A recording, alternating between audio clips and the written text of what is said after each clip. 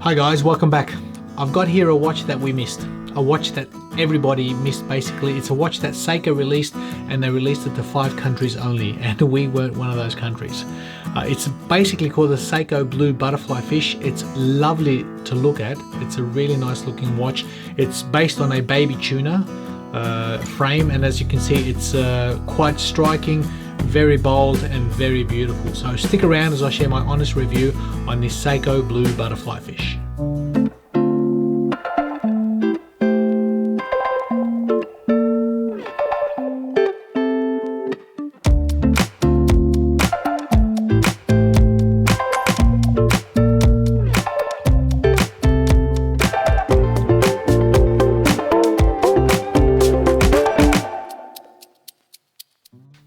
Okay, welcome back everybody. So we've got the watch here that this was basically lent in to us by one of our viewers, Stephen. He's a watch collector and he sent this in for me to have a look at. It's a watch that's not available worldwide. It's basically a watch that was released and to a limited market, as you can see here, to Hong Kong, Macau, Malaysia, Brunei and Singapore. So it was only limited to 2,200 pieces and we never got it. But I like this watch. I actually like the color combo. The bright yellow, it basically reminds me of the Pogue. It's very similar looking to the Pogue as in the color combo. What I'm looking in my hand is, you could say yellow orangey. It sort of fluctuates inside and outside daylight and so forth.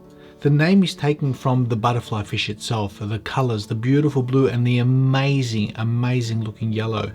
And on this watch, it is absolutely stunning. On this dial, it is superb, and it's a shame. It's a damn shame that we didn't get this watch. That, you know, the rest of the world, America, UK, Australia, we just didn't get this watch. But look, let's get onto the watch. Let's get onto its specifications and see what it is. It's basically a smaller version of the Seiko tuna, like I said, the baby tuna, and the case diameter is 47.5 mil with a case height of 13.5. It has a lug-to-lug distance of 50 millimeters and a lug width of 22. So it's a decently sized spec watch. I'll put it on the wrist to show you guys what it looks like. There you go. That's on my 7-inch wrist, and as you can see, it sits quite flat, quite nice. I like the way these big watches sit. In fact, with Seiko, they have a wonderful way of making watches sit really well on a wrist. Most of the case, it's tucked in underneath, and that height of 13.5, it doesn't really show. So it's a really nice, pleasing proposition. It's a really nice looking watch. You know, obviously it's got this beautiful silicone strap, beautifully comfortable, but like a lot of the modern straps, I don't know, for some reason, again, this seems to be a little bit of a lint magnet.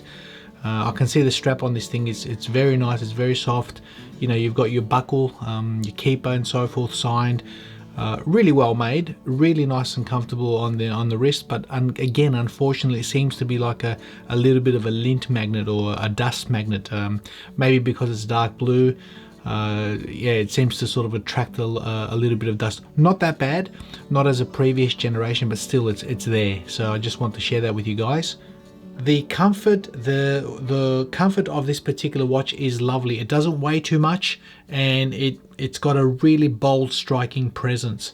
It's got like a rugged industrial sort of a look. So I like it. The bezel, if you have a look at the bezel, it's a high polished blue PVD. It's a 120 click unidirectional. Nice and clean. Typical Seiko, which is you know, what they're sort of renowned for. And accuracy wise, spot on, perfect, spot on. So not a problem with lining up and you know, alignments and all the rest. It does feature a screw down crown. It's got a highly polished edge of that screw down crown, which basically makes this a certified ISO diver. It's a 200 meter diver. Let's click it out. There you go. So we can hack it. It has the movement in this is a Seiko 4R36 movement. So it basically features 41 hours of power reserve, 21,600 beats per hour. You know, your hacking, hand winding and all the rest. So it's a robust movement that Seiko usually uses in their divers. And with crystal, this basically does feature the Hardlex crystal. Again, you know, many have argued over time regarding the crystals. They don't have sapphire. Well, you're better off with a, you know, six of one, half a dozen the other. You're better off with a hardlex crystal when you do go diving. Obviously it's not, you know, it's going to scratch, but it's not going to shatter. So, but look, it's nice. It's a lovely looking piece, and I don't understand why Seiko does that sometimes. They release a decent looking watch like this, and they release it for a limited audience. They do that to us. Sometimes here in Australia they release a particular version, like the Asian market, and no one in the world gets it, you know, from the States to UK. You guys don't get it, and it's a shame. It's a damn shame. So, but an interesting piece. It's clean. I like the clean lines of this. I like the clean brushed shroud, as you can see. It's got some highly polished areas just up there at the top, and excuse my fingerprints. At the bottom, as you can see, it's highly polished in here with your standard case back and so forth. But your lugs have obviously drilled lugs, so easily strap changes, and a decent looking piece. A decent looking piece. And I believe this came in a limited edition box with a white strap as well as this blue strap. So, but why companies decide to do that and limit a product and send it to one area of the world only? Well, look, that's beyond me. That's beyond me. I'm happy for them to limit it to, you know, 1,000 or 2,000 pieces. Yeah, that's fine, but at least allow the world to get it. So, you know, I think Stephen purchased this from Singapore. Singapore was one of the places where this was released, and he managed to get one himself. He has a contact there. So the way this thing wears is fantastic. It's a big watch, and it wears really comfortably. So I appreciate that from a design like this and the design perspective. It's not to everybody's taste, but I do like it.